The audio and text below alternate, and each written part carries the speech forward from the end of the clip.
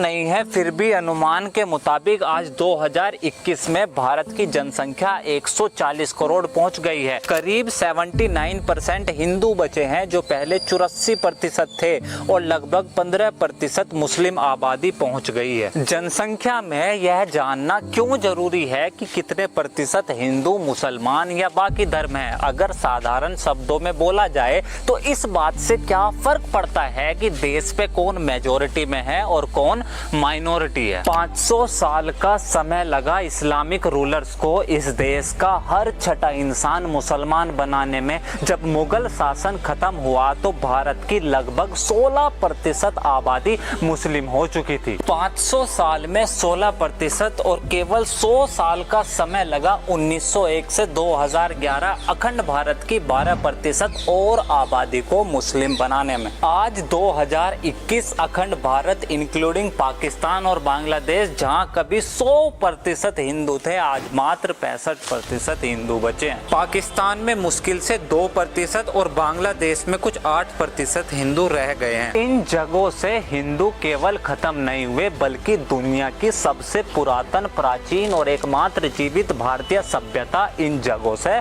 गायब हो गई। 1947 में देश आजाद हुआ और लगभग सारे हिंदू सिमटकर केवल भारत में रह गए और जब से देश आजाद हुआ तब से मुस्लिम जनसंख्या वृद्धि दर हमेशा हिंदुओं से ज्यादा रहा है। 2011 में भी जहां हिंदू जनसंख्या ग्रोथ रेट 17% थी, वहीं मुस्लिम 25% थी। अगर नेशनल एवरेज देखा जाए तो हिंदुओं की 100 महिलाओं पर करीब 13 बच्चे और वहीं 100 मुस्लिम महिलाओं पर लगभग 16.5 बच्चों का औसत आता है। लेकिन अगर पूरे देश का ना देखे और कुछ खास राज्यों के आंकड़े देखे तो आंखें पूरी खुली और पिक्चर ज्यादा साफ दिखाई देगी। हरियाणा में 100 हिंदू महिलाओं पर करीब 13 बच्चे और वहीं 100 मुस्लिम महिलाओं पर 22 बच्चे। अंतर 9 बच्चों का है। असम में यह अंतर 7 बच्चों का है, केरला में 6, फिर Jammu Kashmir, Bengal and so on pattern यही सेम मिलेगा। अगर इस अंतर से किसी राज्य की जनसंख्या पर क्या फर्क पड़ता है यह देखना है तो देश का सबसे एडवांस्ड पढ़ा लिखा राज्य केरला के 26% मुस्लिम, वहां के 55% हिंदुओं जितनी आबादी पैदा कर रहे हैं। भारत में सबसे ज्यादा मुस्लिम आबादी वाला राज्य उत्तर प्रदेश है। गाजियाबाद, मुरादाबाद, मेरठ, मुजफ्फरनगर, सहारनपुर, बिजनौर, जिसे मुख्यतः वेस्ट यूपी वाला क्षेत्र कहते हैं। 1961 में 30% मुसलमान थे और आज 2011 में 41% मुस्लिम आबादी पहुंच गई है। अगर इस क्षेत्र के कुछ शहरों पर नजर डालोगे जैसे कैराना, खतौली, बागपत, पुरकाजी, देवबंद, तो दुनिया में 30 सालों के अंदर ऐसा जनसंख्या परिवर्तन शायद ही कहीं हुआ होगा। यह असामान्य जनसंख्या परिवर्तन केवल वेस्टर्न यूपी तक सीमित नहीं है। हरियाणा का मेवात, उत्तराखंड का हरिद्वार, बिहार का पूर्णिया, झारखंड का सांथल परगना, बंगाल का मालदा, मुर्शिदाबाद, आसाम का गोलपारा, नागांव, केरला का मल्लापुरम और कर्नाटका का दक्षिण कन्नड़ा, ये सब भारत के वो क्षेत्र है जहां हिंदू खत्म होते होते आज अल्पसंख्यक हो चुका है या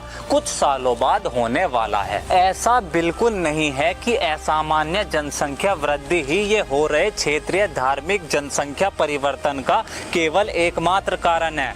रिलीजियस कन्वर्जन का नाम सुना है?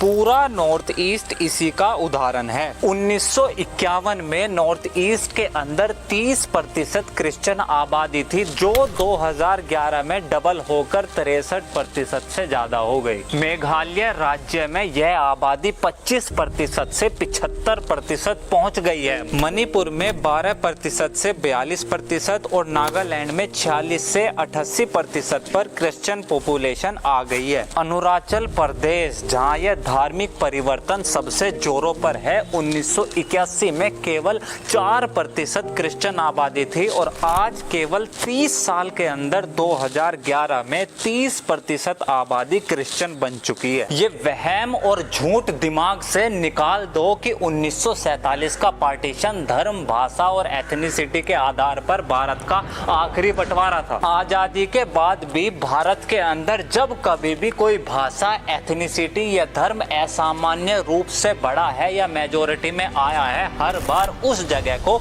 एक अलग हिस्सा बनाया गया है। चाहे वो बिहार से झारखंड बना हो, मध्य प्रदेश से छत्तीसगढ़, उत्तर प्रदेश से उत्तरांचल, हरियाणा की मेवात डिस्ट्रिक्ट, केरला की मल्लापुरम, महाराष्ट्र में अकोला,